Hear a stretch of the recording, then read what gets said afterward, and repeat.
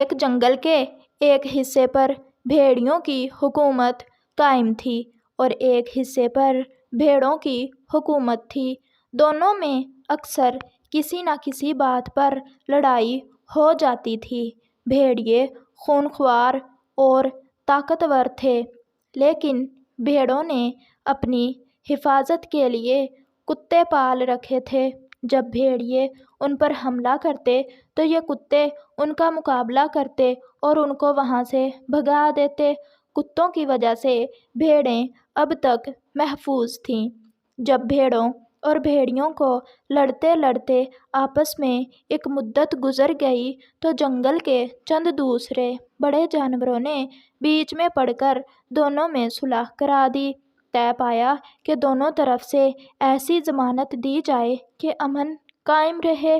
بھیڑیوں نے تجویز پیش کی کہ وہ اپنی جان سے زیادہ عزیز بچے ضمانت کے طور پر بھیڑوں کے سپرد کر دیں گے اور بھیڑیں اپنے کتے ہمارے حوالے کر دیں۔ یہ بات بھیڑوں کو بھی پسند آئی اور معاہدہ طے پا گیا۔ بھیڑوں نے اپنے کتے بھیڑیوں کو دے دیے اور بھیڑیوں نے اپنے بچے بھیڑوں کے حوالے کر دیے۔ ابھی تھوڑی ہی دیر گزری تھی کہ بھیڑیوں کے بچوں نے اپنی ماں کو یاد کر کے چیخنا چلانا شروع کر دیا۔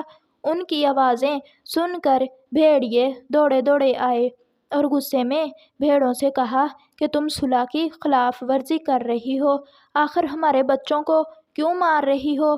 بھیڑوں نے کہا، نہیں جناب، ایسا نہیں ہے، یہ تو خود ہی چیخو پکار کر رہے ہیں، انہوں نے ہماری نیندیں حرام کر دی ہیں۔ بھیڑیوں نے چیخ کر کہا، یہ کیسے ہو سکتا ہے؟ یہ تو جب بھی چیخیں چلائیں گے جب انہیں تکالیف پہنچائی جائیں گی۔ یہ کہہ کر انہوں نے فوراً معاہدہ توڑ دیا اور مل کر بھیڑوں پر حملہ کر دیا۔